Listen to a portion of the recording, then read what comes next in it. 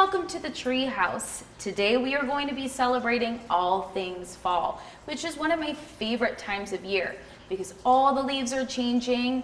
We get some fall vegetables and fruits coming out like apples and squash, and then we get to visit and explore all that nature has to offer, like all the animals coming out.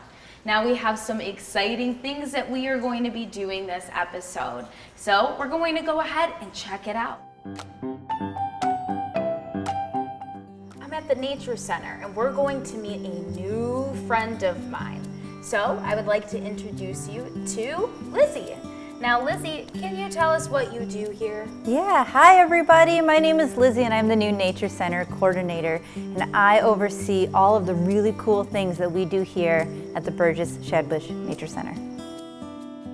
We're here and there's a lot of animals around us. So I sure have are. to first start off with, do you like animals? I love animals, and I've been working with animals for a very long time, and I'm very excited to be here. We have lots of turtles and reptiles and amphibians here, which are just super cool to learn about. When you were a kid, what did you want to be when you grew up? When I was in second grade, I decided I wanted to be a zookeeper. And Pretty similar. Yeah, and it was awesome. I have been a zookeeper, and I learned that not only do I like to work with animals, but also people. So I went into education. So now I get to just talk to people about animals all day long, and it's awesome. I love when people sometimes start off kind of scared of animals. Some of my friends, like snakes, can be a little scary to people who aren't used to being around them. And when they get to meet my snake friends or animal friends, and they get to realize that, oh, these guys are cool, they're helpful in the environment, and then I just love that part of it when it kind of all clicks in there, and then they walk away loving the animals. What else might we have here at the Nature Center? Yeah, we have snakes, turtles, frogs, toads, so it's very cool. Lots to see and learn about. Out of what we have here, what would you say might be your favorite? Oh, it's so hard to pick a favorite, but I think I'd have to say it's Mocha, and Mocha is a ball python. Ooh, can we meet Mocha? Yeah, let's meet Mocha. I'm excited. Yeah, she's awesome. Okay. So she is hiding inside her little hide right now. She's warm and cozy in there, so I'm gonna get her out. She's already kind of peeking out. She knows. She does know. Hi, good afternoon. Just gonna move this and I'll put everything back so that she can feel cozy in bed again. Just gonna let her know that I'm about to pick her up. Hi, lovely. Okay. And I just really enjoy ball pythons. Their size, they're very curious. Yeah, they're really relaxed snakes as well. And so while they are not native to Michigan, and we do have a lot of really awesome snake species here, I just think ball pythons, I just really connect with them. Do you find that when people come to the Nature Center, Mocha's a pretty big hit? Or you said that some people might be scared of snakes too, right? Yeah. So because Mocha is a rather large snake, a lot of people are terrified of her, which then I can bring her out and they can see that she's really calm. She doesn't want to chase anyone or bite anyone. Super friendly. Yeah. Definitely exploring all around too. Yeah, you can see as her tongue sticks out, she's actually sniffing the air with her tongue, which is really weird. That's amazing. I didn't know that. Yeah, so she's kind of just sniffing us right now. Would you like to touch her? Is there a certain way I should touch her? Thank you for asking. You're gonna take 2 fingers, go just along her scales. If you were to go against her scales, that could be really uncomfortable for her. Now I've heard before not to touch or pet the top of a snake's head. Is that true? Yeah, well, just like any person even, I don't really like when strangers come up and touch my face. Yeah. And so, just nice to give snakes or really any animal space. And now I have to say, super smooth and not scary at all. Right? Yeah. Thanks, Mocha. It was nice to meet you. Mocha, you ready to go back to bed? I think so.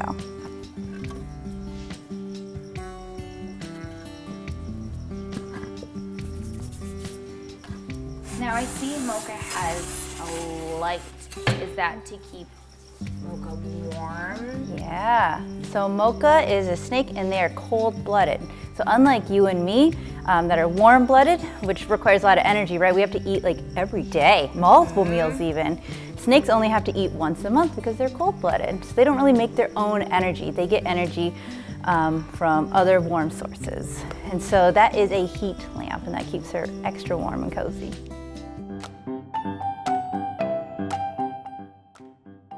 Hello everyone, are we ready to do some signing today?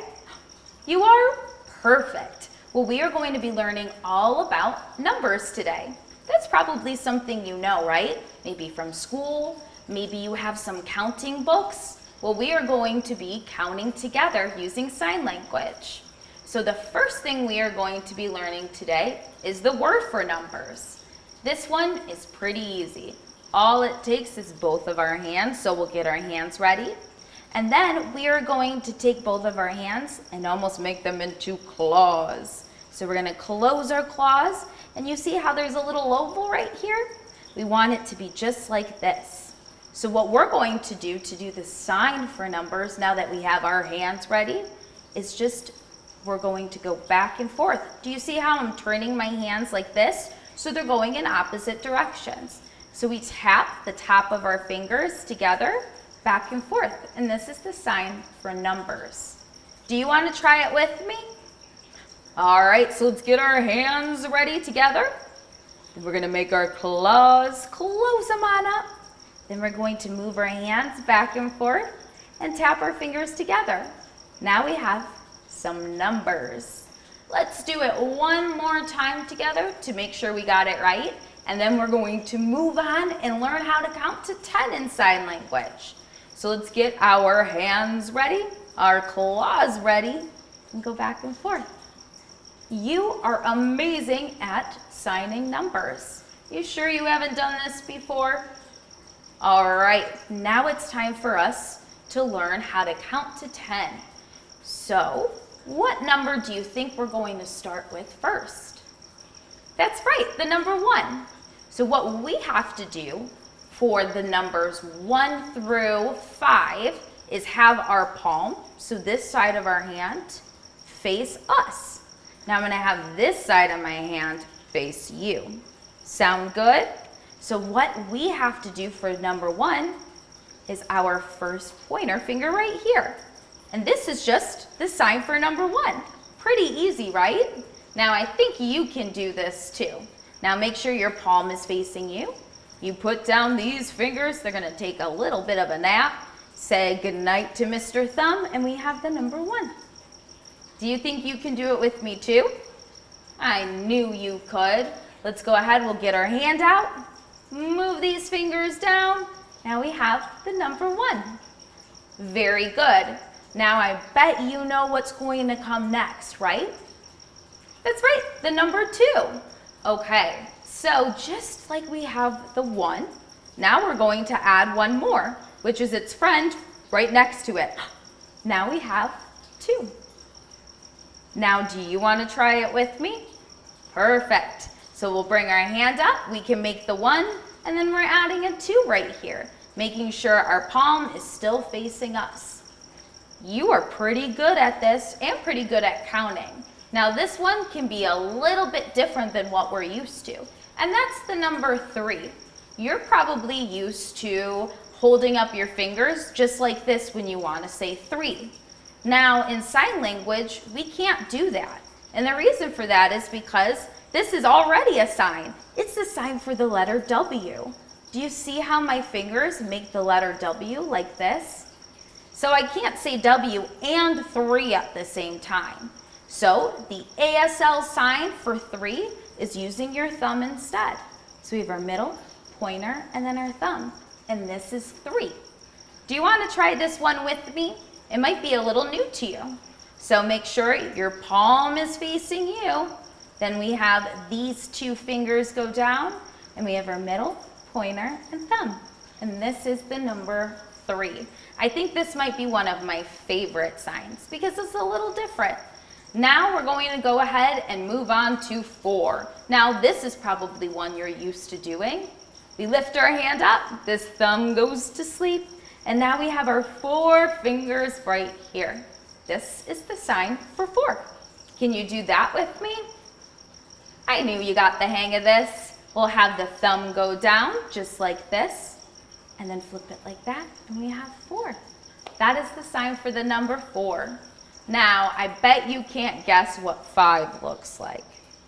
That's right, it's just our hand up like this, because we have 1, 2, 3, 4, and 5 fingers on our hand, so it's a pretty easy sign for us to do. But we gotta make sure that our hand isn't like this, that it's flipped like this still. So all you have to do, if you wanna do it with me, the number 5, just like this. Now we're going to be moving on to 6 through 10.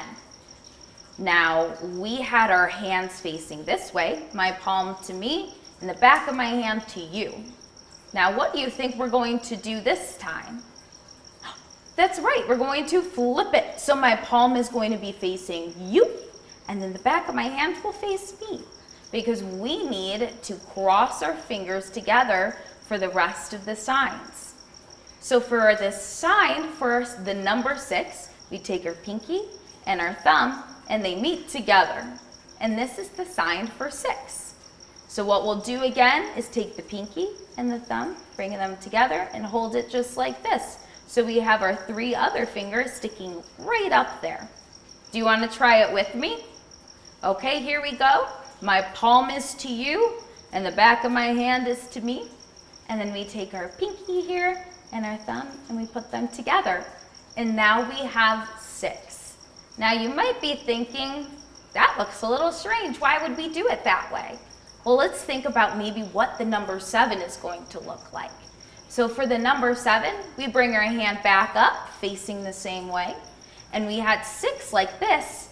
And just like when we count with our fingers, 1, 2, 3, 4, 5, we're going to do the same thing with sign language. So we're going to take our thumb and now go to the second finger here. So this was 6, now we have 7. So this is the sign for 7. We have our pinky up, and now our ring finger down, and our other 2 up, and our thumb down. Now we have 7. Do you want to try it with me? Okay, so you had the hang of number 6, so you have to have the hang of number 7. So palm facing outwards, and then together like this. Very good. Now if we have 6 and 7, we need 8. And what finger do you think is going to touch the thumb? That's right, we're gonna go to the middle now. So we have 6, 7, and now it's time for 8. So we have the sign for 8. Do you wanna try it with me? All right, here we go. 8. Very good. Now we have 6, 7, 8. What do you think is going to come next? That's right, 9. Now we have one last finger that's going to be touching our thumb. So we're going to take our pointer and our thumb and put it together just like this. And now we have the number 9. Now, do you think you can do that with me? All right, here we go. Just put them together. It's kind of like doing a little pinch. Now, we see that we have 6, 7, 8, 9. Kind of run out of fingers, haven't I? That's when we just have the thumb for the number 10. Since I ran out of these other ones, this is going to be the number 10. All we have to do is stick up our thumb like this, like you're giving a thumbs up, and then shake it. This is the number 10. Do you think you can do that for me? You can? Well, I bet you give a thumbs up a lot, right? So we can go ahead and thumbs up and shake it. And this is the number 10. Very good. Now I cannot wait to see you again and see all the counting you have done. So make sure that you practice, and I'll see you next time.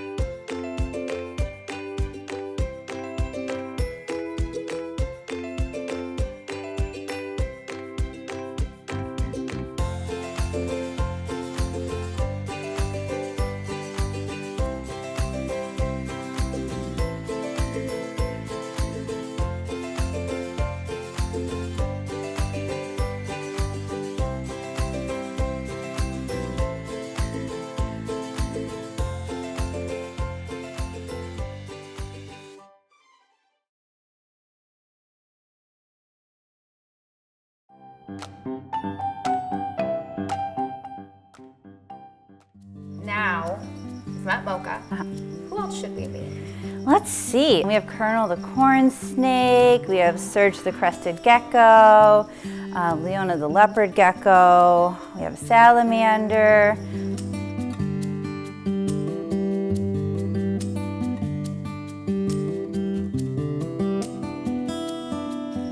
This is Ponder. She is an Asian yellow pond turtle. She is basking right now, as you might see a lot of turtles in the wild would do that. Another cold-blooded animal could just be digesting, could just be relaxing. Turtles also need UVB light, so that's basically like sunlight that comes in order to make sure Ponder and all of our turtles are healthy. She needs to spend time under her UVB light. That makes total sense because that's why we need to go outside and play so we can get that sunlight too. So I completely understand. We're kind of like turtles, I guess. Yeah, definitely. Now there's one more turtle that we have to meet, right? Absolutely. This is Compact, and she is a painted turtle.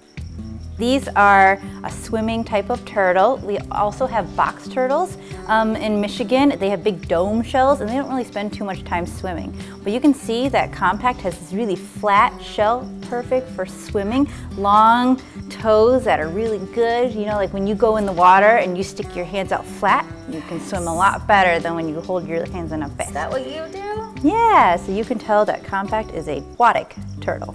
And these are really common out in the wild. A lot of people sometimes take turtles from the wild, which we don't recommend, and in some cases is illegal. We recommend that if you find a turtle in the wild, you can pick them up, you can look at them, respect their space, so you don't want to touch their face or anything, and then just put them back so that they can live a really good, happy life out in the environment. I also think that's a way for us to share them, right? Because then somebody else gets to come and find the turtle as well. And if anyone ever does touch a turtle, you want to make sure you wash your hands. They can carry germs that can make humans sick.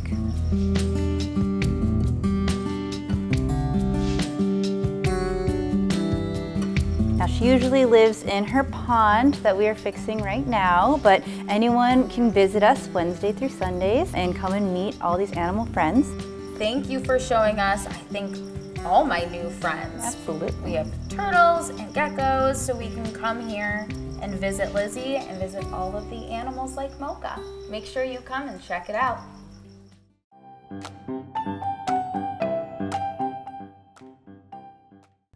Hello everyone and welcome to Craft Corner. Now we have a very special craft on our hands today because every time you visit me here in the Treehouse, you become an explorer. And what does an explorer need? They need some binoculars. So that's what we're making together today.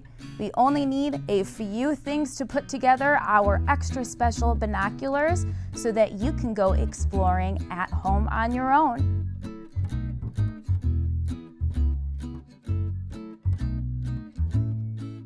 So what we need in order to kick it off is to have two toilet paper rolls. So you see how they are the same height, and when we put them together, then we can go ahead and see. So what I need to do is to tape these first together. So I'm going to take a little bit of tape and have it go right across. I'm going to lay them down to make it a little bit easier on myself. And it might take a few strips of tape, both on the front, and then we're going to flip it over to the other side. And don't worry about how it looks because we are going to be covering that all up with some lovely decorations. Now I'm excited for us to see how our binoculars turn out because I want to do some exploring to find all of the animals I can find today. Now it's time for our second step.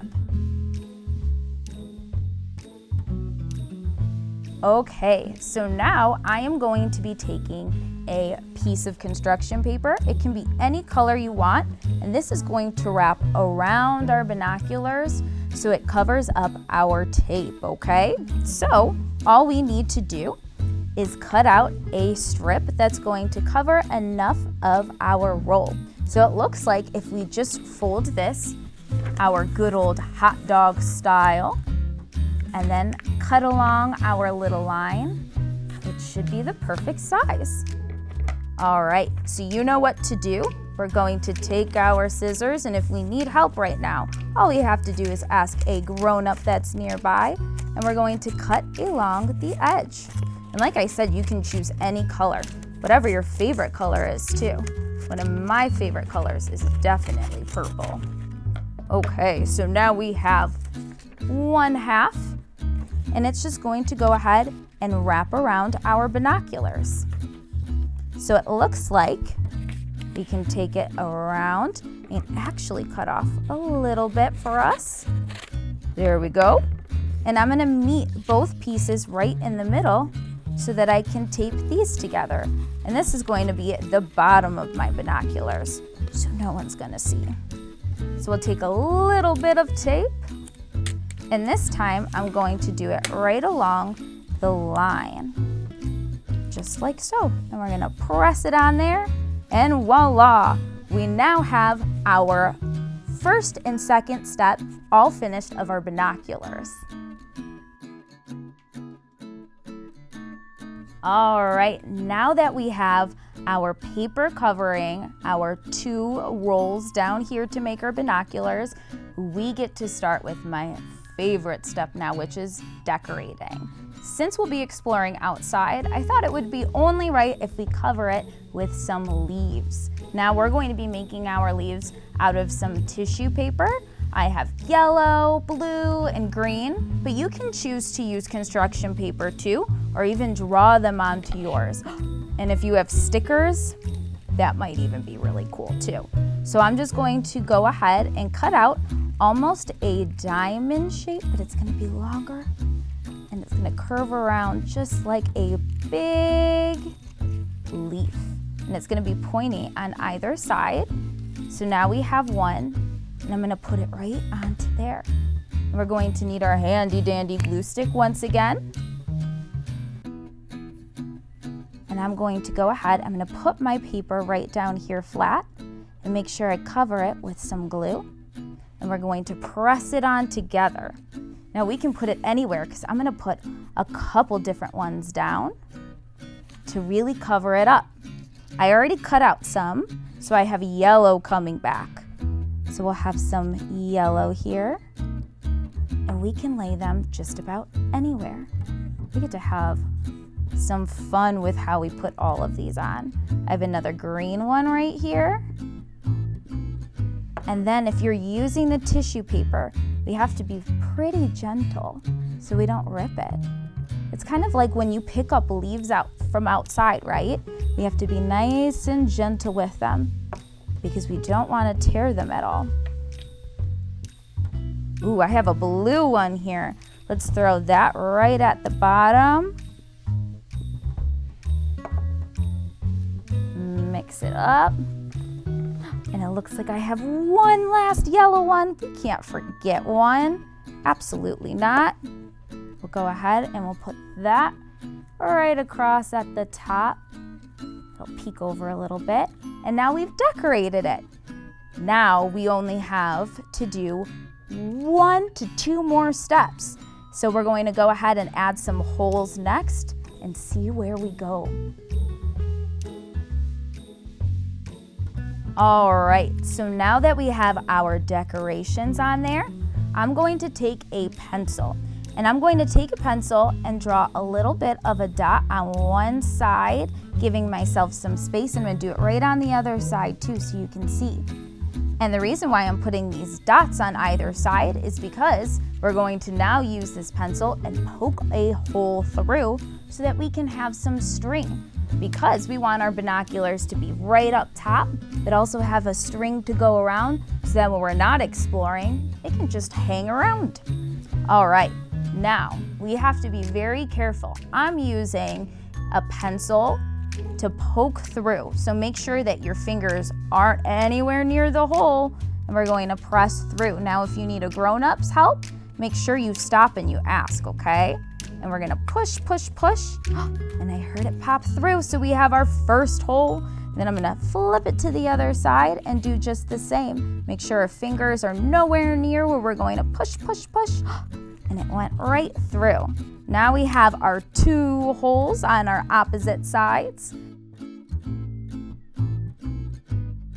And I have some ribbon and some twine, but I think I'm going to use some twine. And we're going to go ahead and push our twine straight through our hole here.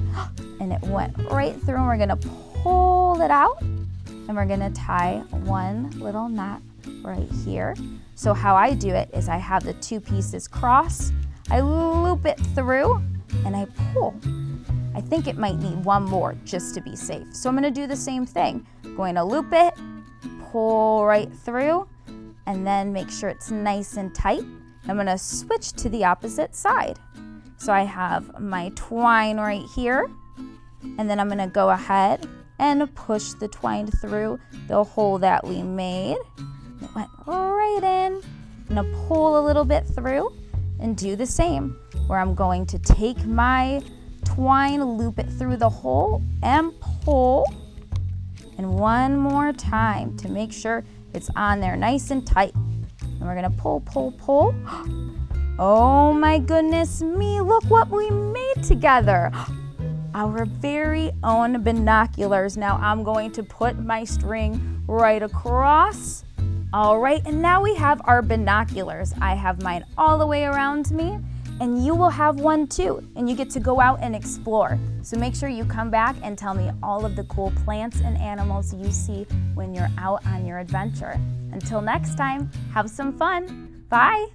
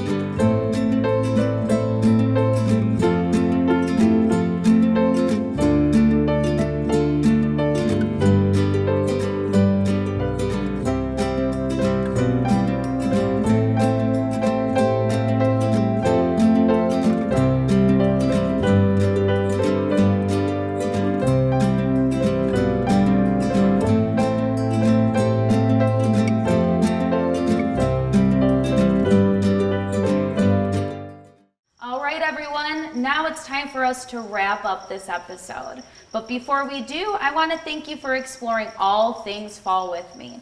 There's no one I would rather adventure around with. So until next time, play fair, play nice, and play together. Bye.